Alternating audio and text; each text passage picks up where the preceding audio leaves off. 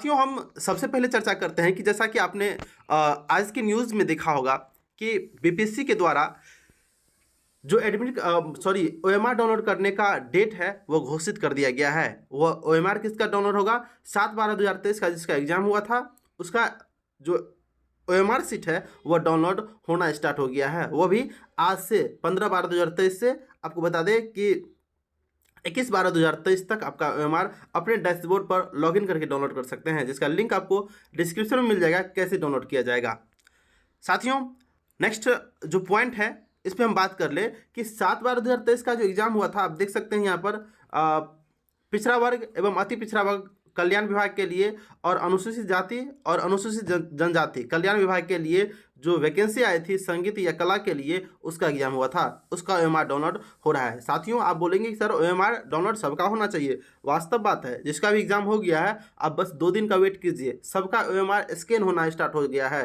जैसा कि साथियों आपने देखा होगा पिछले दिन बीपीएससी के चेयरमैन अतुल प्रसाद के द्वारा ऐसा ट्वीट किया गया था उनके ट्विटर हैंडल के माध्यम से कि we have started uploading scanned OMR of TRE 2.0 on our portal. It may take 10 to 15 days to complete this all the subjects. मतलब क्या, आपको 6 to 8 9 10th 11 12th में जितने सारे सब्जेक्ट्स हो सकते हैं, है ना, उस सभी सब्जेक्ट का ओएमआर स्कैन होना स्टार्ट हो गया है। मतलब जिसका एग्जाम हो गया है। हो सकता है कि यह प्रोसेस में आपको 10 से 15 दिन लग जाएगा, लेकिन जैसे जैसे स्कैन हो जाएगा वैसे वैसे आपको बीपीएससी के पोर्टल पर मतलब जो है शो होना स्टार्ट हो जाएगा। जैसा कि आपने देखा कि 7 तारीख वाले एग्जाम का जो पहले एग्जाम हुआ था, है ना, फर्स्ट डे एग्जाम हुआ था, उसका ओएमआर सीट डाउनलोड हो रहा है। ऐसे में सेकेंड डे जिसका हुआ है 2 दिन के बाद हो जाएगा। ऐसे करते करते एक दिन बीच करते करते सबका ओएमआर सीट जो है वह डाउनलोड निश्चित रूप में हो जाएगा। ऐसे में आपको पता होगा कि चैलेंज का डेट भी दिया गया है। आप क्वेश्चन पर चैलेंज कीजिए जिससे कि आपका फाइनल आंसर की निकल पाए, क्योंकि साथियों आपको बता दें कि अभी प्रोविजनल आंसर की में कई ऐसे आंसर हैं जो चेंज होने वाले हैं, है ना, तो इसके आधार पर भी कट ऑफ में थोड़ा उथल पुथल हो सकता है। साथियों, हम चलिए आगे नेक्स्ट बात कर लेते हैं। थोड़ा सा समझिएगा, एक एक करके हम मेंशन किए हैं सब बात को अरेंज वे में। जैसा कि आपने देखा कि मतलब यहाँ पर 13 तारीख से ही आपको प्रोविजनल आंसर की प्रोवाइड करा दिया गया था, यह नोटिस है। देख सकते हैं कि हम सबसे पहले कट ऑफ पर चर्चा करने से पहले आपको बता दें 6 to 8 का जो कट ऑफ अभी हम चर्चा करेंगे, इसमें इसका जो एग्ज़ाम का डिफ़िकल्टी लेवल था, अब थोड़ा सा इस क्रम में मैंने जो देखा और एक सर्वे के आधार पर मैंने जो पाया, है ना, मैंने इस क्रम में सजा दिया है डिफ़िकल्टी लेवल को। साथियों, वैसे एग्ज़ाम कोई भी हल्का नहीं था। बीपीएससी जैसे कठिन परीक्षा को पास करना बहुत आसान है, लेकिन केवल पढ़ने वाले स्टूडेंट के लिए, है ना, उसके लिए आसान लग सकता है। लेकिन साथियों आपको बता दें कि जो अभ्यर्थी एवरेज स्टूडेंट थे उन्होंने भी परफॉर्म अच्छा किया है। आपने देखा होगा जिनका सब्जेक्ट ही हिंदी था वे अपने विषय में तो हिंदी में अच्छा परफॉर्मेंस करेंगे ही।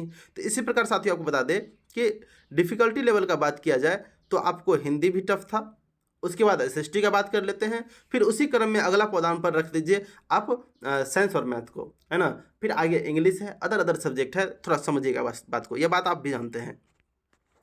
साथियों, थोड़ा सा हम कट ऑफ पे चर्चा करने से पहले आपको बता दें कि बहुत से ऐसे अभ्यर्थी हैं जो मेरा वीडियो पहली बार देख रहे होंगे, या उनको कट ऑफ जानने से पहले यह भी जिज्ञासा होगी कि आखिर क्वालिफाइंग मार्क्स कितना है।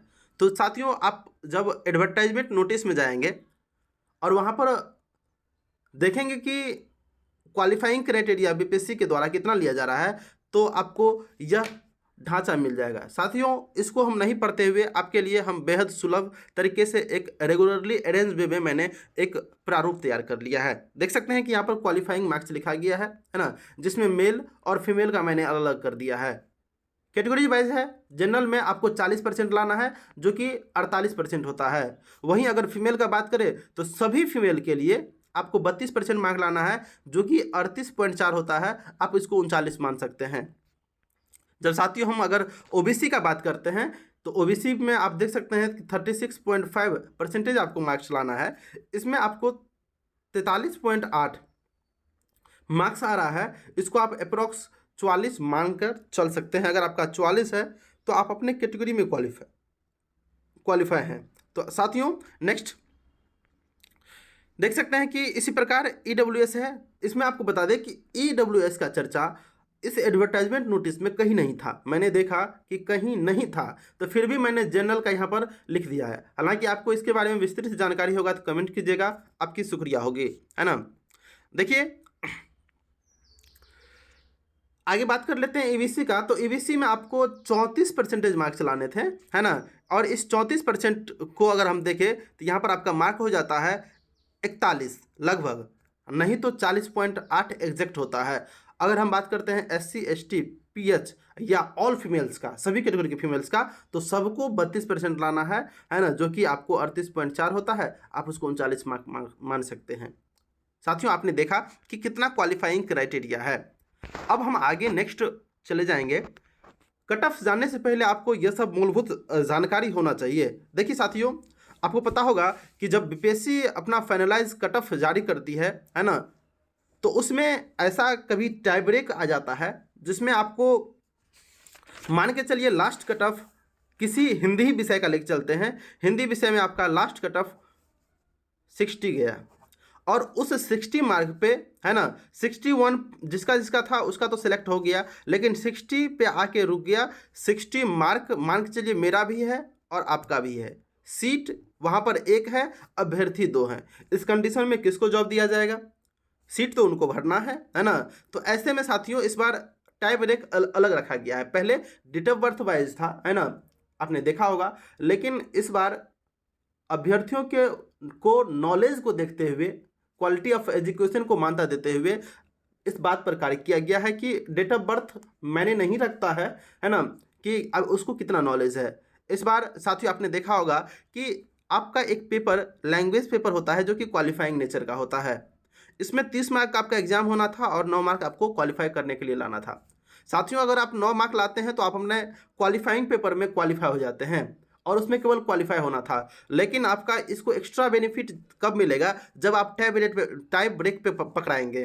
टाई ब्रेक कहने का मतलब, अगर आपका सेम मार्क है, जैसा कि मैंने आपको अभी तुरंत ही बताया है ना, अगर 30 में से आपका मान चलिए कि आपका 25 मार्क है और मेरा 22 मार्क है, तो साथियों आपका सिलेक्शन होगा, मेरा सिलेक्शन नहीं होगा।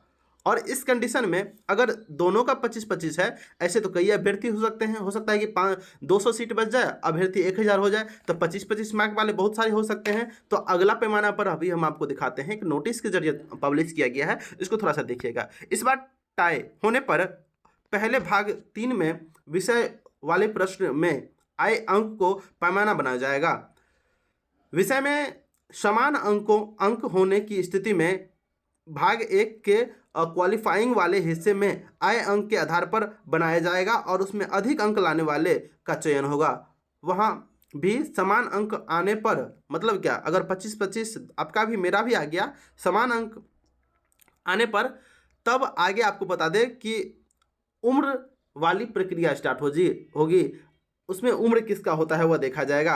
अगर उम्र भी समान हो जाएगा, उम्र समान होने पर नाम के प्रथम अंग्रेजी वर्णमाला के अंक को आधार बनाया जाएगा, और उसके बाद मेधा सूची में उनको जगह दिया जाएगा। फाइनली उसका सिलेक्शन होगा। साथियों इस इतना प्रोसेस में आते आते अभ्यर्थी जरूर छट जाएंगे, है ना। जिनका होना होगा वह हो जाएगा।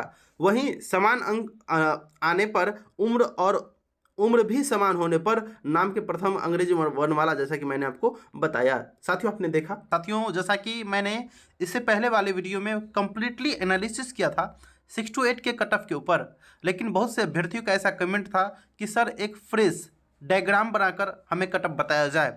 साथियों इसको लेकर हम बहुत ही शॉर्ट्स वीडियो बना रहे हैं जो चंद मिनटों में ख़त्म हो जाएगा, जिसमें आज हम 6 to 8 के मैथ्स और साइंस का कट ऑफ एनालिसिस करेंगे। एक्चुअली एनालिसिस नहीं होगा, बस आपको बताएंगे, क्योंकि एनालिसिस वीडियो कट ऑफ वाला डिस्क्रिप्शन में आपको लिंक मिल जाएगा, क्योंकि उसमें हम बहुत ही डिटेल से लगभग 28 मिनट का वीडियो बनाए हैं। वहाँ पर जाकर आप देख सकते हैं। फिर भी डायग्राम के माध्यम से आप समझ लीजिए कि आपका cut off maths science 6 to 8 में कितना जाने वाला है। देख सकते हैं कि आपके सामने जनरल कैटेगरी में मेल के लिए 68 से 72, वहीं अगर बात कर लेते हैं फीमेल के लिए 65 से 66, यह आपको 6 to 8 मैथ साइंस के लिए है। अगर बात कर लेते हैं ओबीसी का, तो ओबीसी में साथियों को बता दें कि 65 से 66 मार्क आपका और वहीं अगर बात कर लेते हैं फीमेल का, तो फीमेल का आपको 60 से 61 मार्क अगर है तो आप अपने आप को कन्फर्म मान सकते हैं।